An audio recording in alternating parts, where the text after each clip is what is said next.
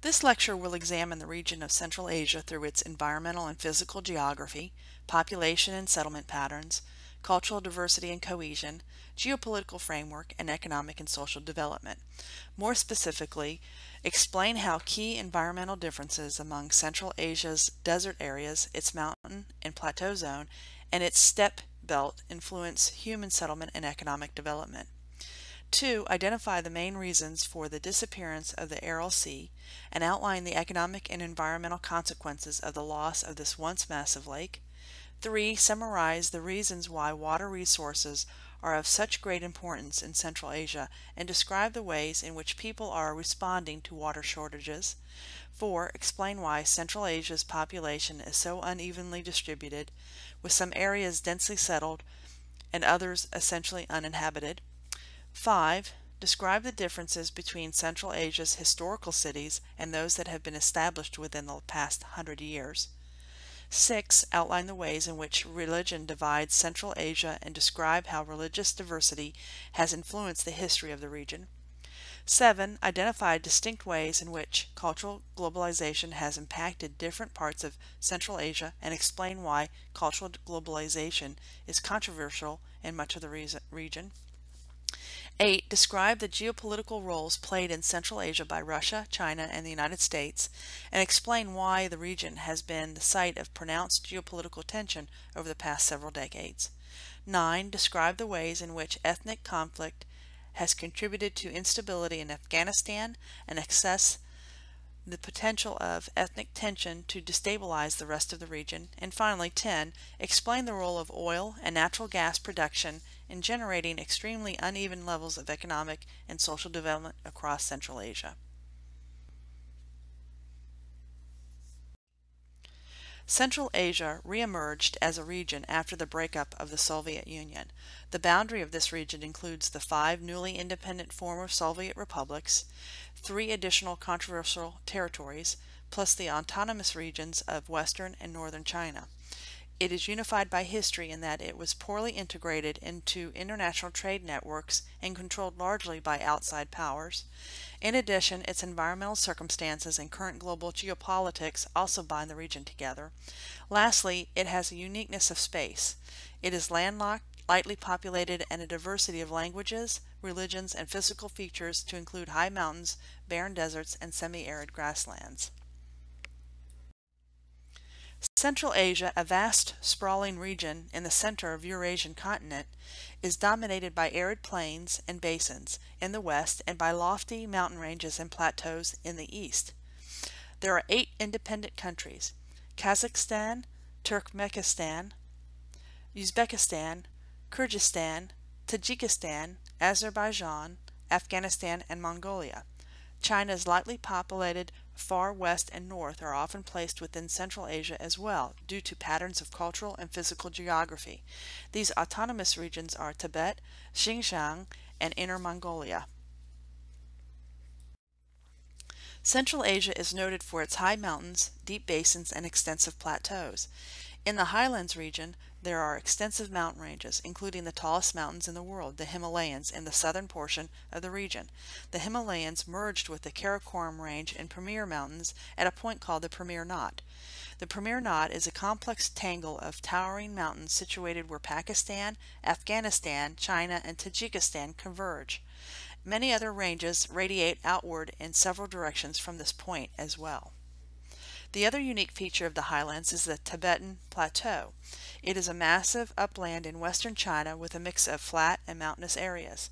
Most of the rivers that flow east and south originate from this plateau. The average elevation is just under 15,000 feet, which is the highest maximum altitude for human habitation. The photo shows a section of the Tibetan Plateau. Alpine grasslands and tundra, interspersed with rugged mountains and saline lakes, dominate the Tibetan Plateau. In summer, the sparse vegetation offers forage for the herds of yaks, tended by nomadic Tibetan pastoralists.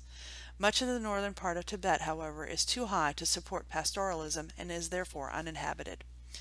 Most of the region is characterized by plains and basins of low and intermediate elevations. This low-lying area can be divided into 2 main sections: a central belt of deserts, punctuated by lush river valleys and a northern swath of semi-arid steppe. There are three main deserts in this region: the Karakum in the west, the Taklamakan in the center, and the Gobi in the east, which is usually considered Asia's largest desert. The Karakum is a low-lying desert around the Caspian Basin near the Caspian Sea. The Caspian Sea is the world's largest lake that lies within the Caspian Basin, containing the world's largest area of dry land below sea level. In addition, there are five river systems that the largest of these rivers historically flow into sizable lakes. Central Asia is dominated by grassland, plains, or steppes in the north. Trees also begin to appear farther north as an extension of the taiga encroaches into this region from the Russian domain. Central Asia is a dry region dominated by desert and steppe climates. Even in most of Central Asia's highlands, marked H on this map, arid conditions predominate. Truly humid areas in Central Asia are limited to the far north and the extreme southeast. As a mid-latitude region located in the interior of a vast continent, Central Asia is marked by pronounced continentality, experiencing profound differences between winter and summer temperatures. Some of this region dips well below freezing during the winter months. Central Asia is probably the most pristine region in the world with very little human impact, mainly due to very low population levels. However, some environmental challenges do exist. This region has experienced desertification caused by soil erosion and overgrazing in much of western China and Kazakhstan. Salinization does occur around the lakes, and oil pollution is a particularly serious issue in the Caspian Sea area.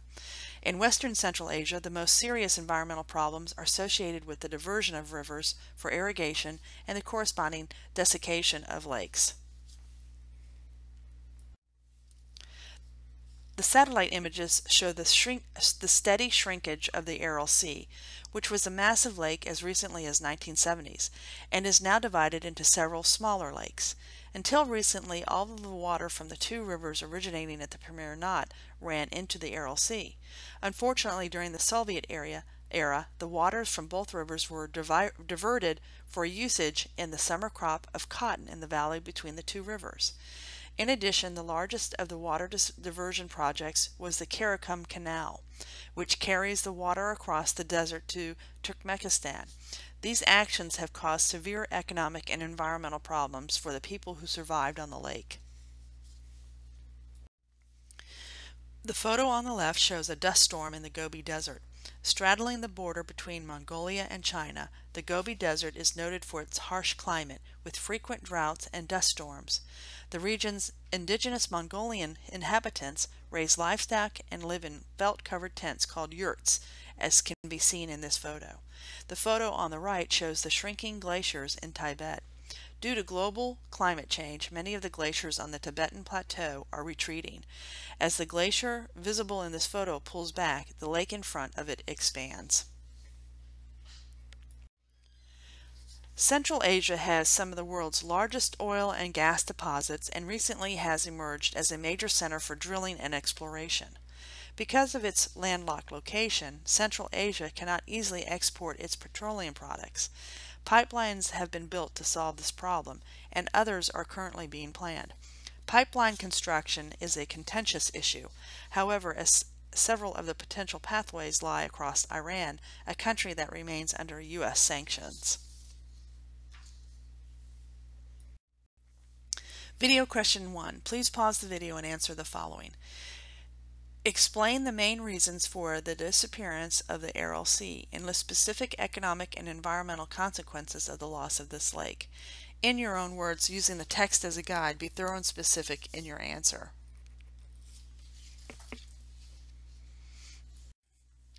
Central Asia as a whole is home to a little over 1 million people and remains one of the world's least densely populated regions, although it does contain distinct clusters of higher population density located near the region's periphery or in its major river valleys.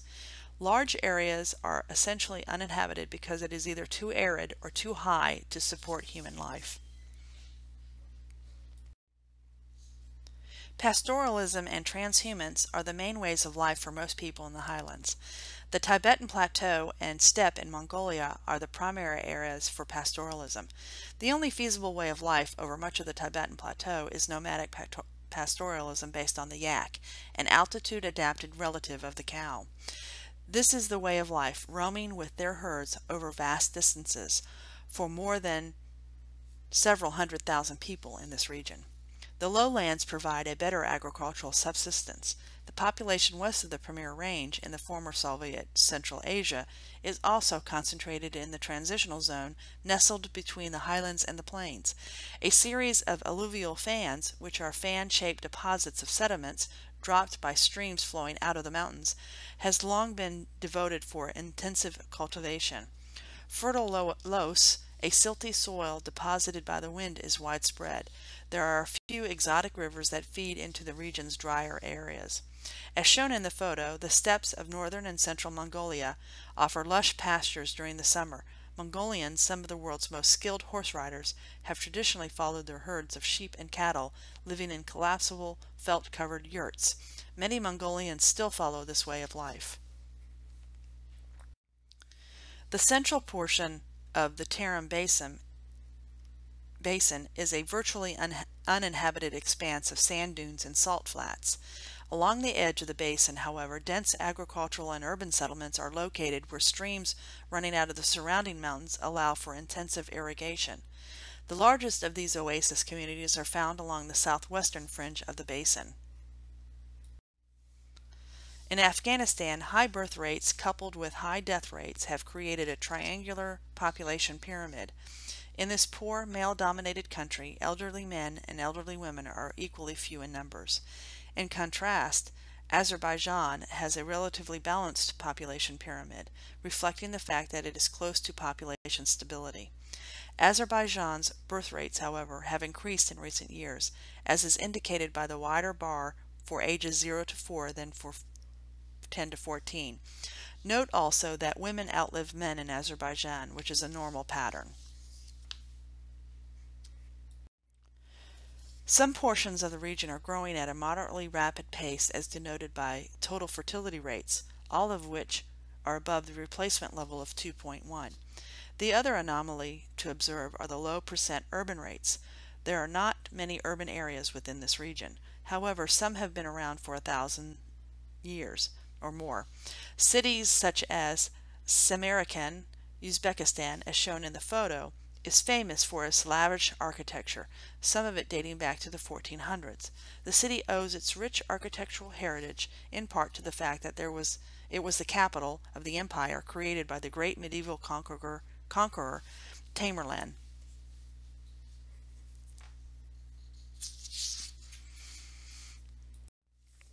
Video question number 2. Please pause the video and answer the following. Explain why large parts of Central Asia are so sparsely settled, yet others have dense population patterns. In your own words, using the text as a guide, be thorough and specific with your answer. The region has a complex cultural makeup. The region's rich history ties the people together better than anything else. People have lived in this area as far back as 8000 BCE and gained power over the entire region. They began to use horses to their advantage for movement and military operations. This region was also once known as a popular trading area along a route called the Silk Road. Travelers and nomads would pass along this route from Europe to East Asia, where Europeans would bring back silk from China. Buddhism also spread from India to China by the way of Central Asia. Other religions also could be found in this region at various times and places, such as Christianity and Judaism. Today, the western half is mostly Muslim, while the eastern side is a distinctive form of Tibetan Buddhism. In addition, this region was once home to a majority Indo-European languages closely related to Persian. But over the years, it was slowly replaced by Altaic languages including Mongolian and Turkic. Today, there is a mixture of Indo-European and Altaic languages. The Russian language is also still prevalent in most of the former Soviet republics and has created tensions among people in these countries. Many want to dissolve the Russian language completely and return their language to its national origin. The map shows the Mongolian Empire of the 1200s. In the 1200s, the Mongols carved out the largest land-based empire the world has ever seen. From a core area in modern-day Mongolia, the Mongol conquest extended as far as southern China in the southeast, Ukraine in the west, and Iraq in the southwest. Although the empire did not long remain unified, it did have profound effects on the subsequent political and economic history of Eurasia. Most of Central Asia is dominated by languages in the Altaic family, which includes both the Turkic languages found through most of the center and west of the region and Mongolian found in Central Asia's northeast. Several Indo-European languages, however, are located in both the far northwestern and south-central regions, while Tibetan, a Sino-Tibetan language, covers most of the Tibetan Plateau in southeastern Central Asia. Afghanistan is one of the world's most ethnically complex countries. Its largest ethnic group is that of the Pashtuns, a people who inhabit most of the southern portion of the country, as well as the adjoining borderlands of Pakistan. Northern Afghanistan is inhabited mostly by Uzbeks, Tajiks, and Turkmens, whose main population centers are located in Uzbekistan, Tajikistan, and Turkmenistan, respectively. The Hazaras of Afghanistan's central mountains, like the Tajiks, speak a form of Persian, but only are considered to be a separate ethnic group, in part because they, unlike other Afghans, follow Shiite rather than Sunni Islam. Smaller groups are found elsewhere in the country.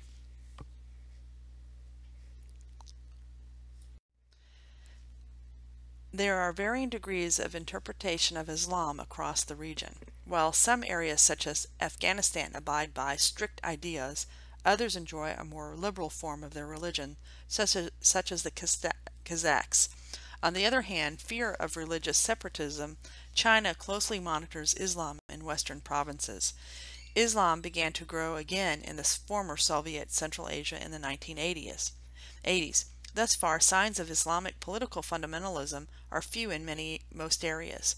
Still, most Central Asian leaders remain wary of any signs of radical Islamic practices. However, in Afghanistan, politically radical Islamic fundamentalism did emerge as a powerful political movement.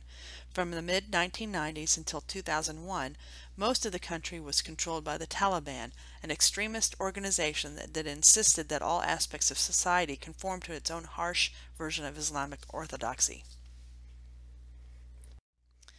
Mongolia and Tibet stand apart from the rest of Central Asia in their people's practice of Tibetan Buddhism.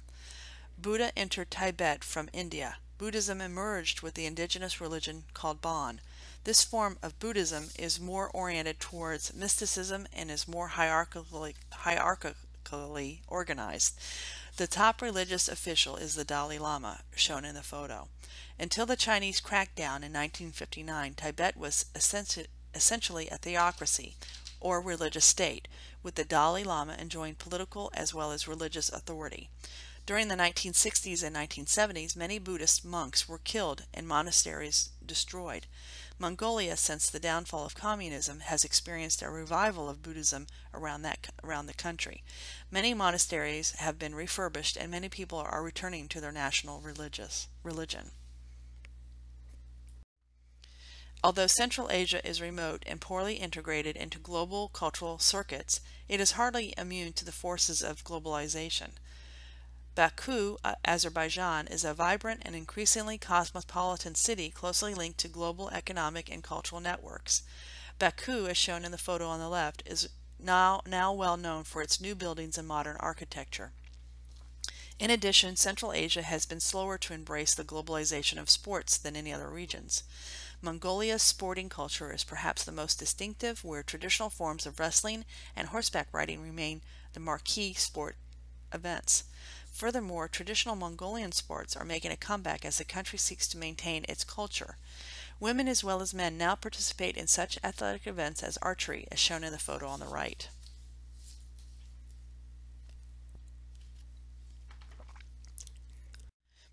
Video question number 3. Please pause the video and answer the following. Explain how and why this region is culturally complex. In your own words, using the text as a guide, be thorough and specific in your answer.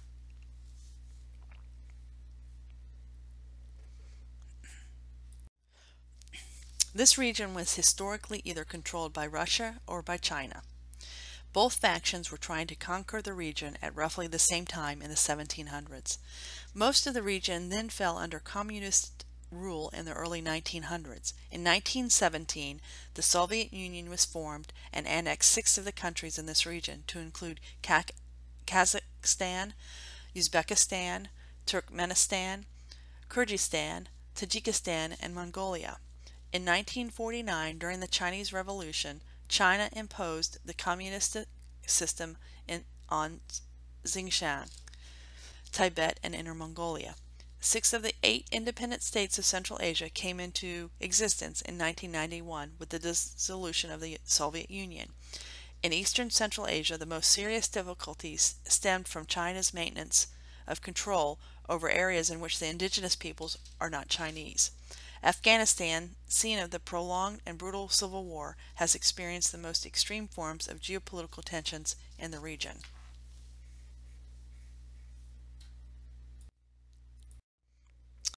Some of the world's most convoluted political boundaries can be found in the vicinity of the Fergana Valley. The central portion of the valley belongs to Uzbekistan, which is otherwise separated from its by high mountains. The lower valley, on the other hand, is part of Tajikistan, the core area of which is likewise separated from the valley by highlands. The Fergana's upper periphery belongs to Kyrgyzstan. Note also the small exclaves of Uzbekistan within Kyrgyzstan.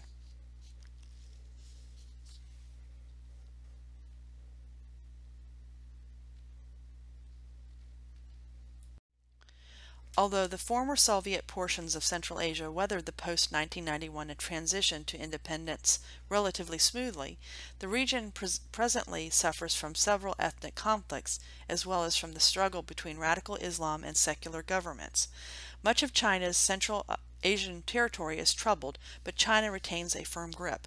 Such troubles are insignificant, however, compared to the situation in Afghanistan, where brutal warfare has been going on for decades.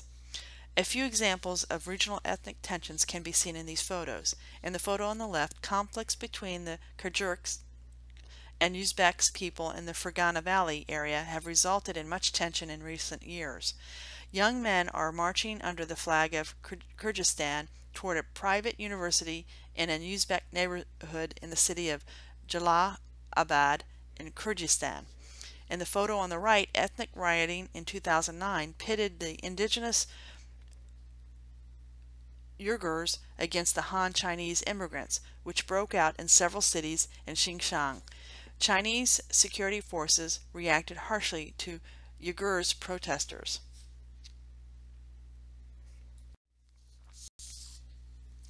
None of the conflicts elsewhere in Central Asia compare in intensity to the situation in Afghanistan. Troubles began in 1978 when Soviet-supported military seized power. The new socialist government began restricting religion, which caused rebellions. When the government was about to collapse, the Soviet Union launched a massive invasion. They never could gain complete control and withdrew in 1989. After withdrawal, there was much chaos until the Taliban arrived on the scene in 1995 and won control of most of the country by the late 1990s. After 9/11, the Taliban power collapsed due to the war led by the US and Britain.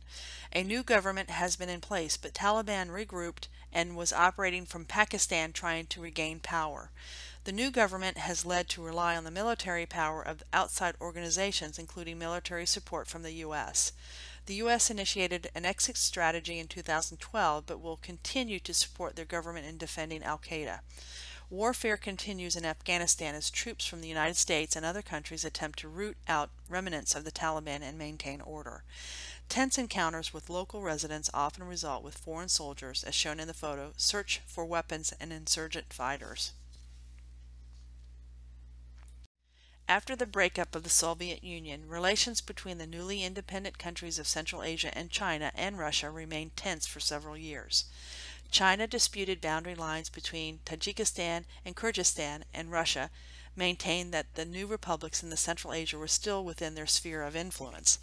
And because of their past economic and political ties, most Central Asian leaders concluded that the potential economic and political advantages to be gained by cooperation with Russia and China outweighed the disadvantages. The major consequence of this attitude was the formation of the Shanghai Cooperation Organization, or commonly known as the Shanghai Six. The photo at the bottom shows the leaders from the 6 countries. This group seeks cooperation on such security issues as terrorism and separatism, enhancing trade, and serves as a counterbalance against the United States.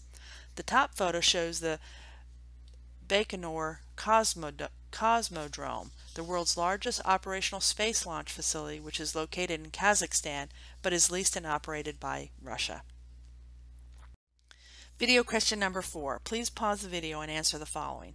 Describe in detail 2 geopolitical issues that have faced this region or is currently facing this region today. In your own words, using the text as a guide, be thorough and specific in your answer.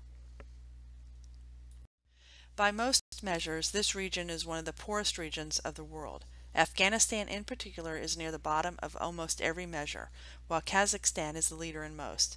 Because of the Soviet influence, some countries have benefited on levels of health and education. Life expectancy is on the low end in most of the countries, but under age 5 mortality has come down significantly. Levels of social development vary significantly across Central Asia. Afghanistan ranks as one of the least developed countries in the world, whereas both Azerbaijan and Kazakhstan rank relatively high.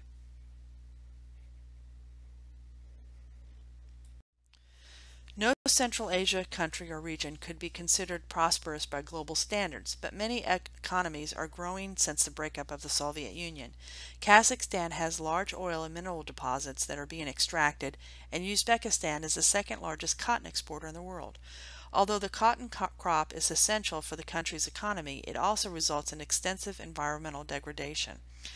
Tajikistan's government hopes to revive its fortunes by operating new transportation routes to China and by further developing its generation of hydroelectricity. The Nurak Dam in Tajikistan, the world's tallest dam, as shown in the photo on the right, was built during the Soviet period. The electricity that it provides is essential to the economy of Tajikistan. Furthermore, both Kyrgyzstan and Mongolia are developing their tourism industry. In Mongolia, for example, they are offering tourists the opportunity to experience the felt tents and riding horseback over the great expanses of the Mongolian grasslands. Tibet in particular remains burdened by poverty. Most of the plateau is relatively cut off from the Chinese economy and is even more isolated from global economy. As shown in the photo on the left, China is engaged in a massive program to extend roads and railroads into the western half of the country. The main connection with the Tibetan Plateau is a recently completed Qinghai-Tibet Railway. This railway has resulted in a large increase in tourism in Tibet. Another global connection is the region in the region is in Azerbaijan. The photo on the right shows a section of the Baku-Tbilisi-Ceyhan pipeline. This pipeline, which transports oil from Azerbaijan to the Mediterranean coast of Turkey, is one of the world's most important. It began operation in 2006. Social conditions in the region vary more than economic conditions. In Afghanistan, especially low literacy rates are common and notably more in women, which is one of the lowest figures in the world. Women in most parts of Afghanistan continue to lead highly constrained lives. In some places, they must completely conceal their bodies, including their faces. Women are also prevented from working, attending school, and in some cases, medical care. Forced marriages and violence against women still plague Afghanistan despite the new regime and less restrictions. Another troubling gender issue in Central Asia is the bride kidnapping.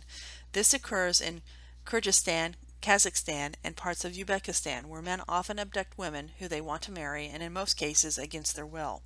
This practice is contrary to their views, yet is very persistent. However, measures are taken to eliminate this practice.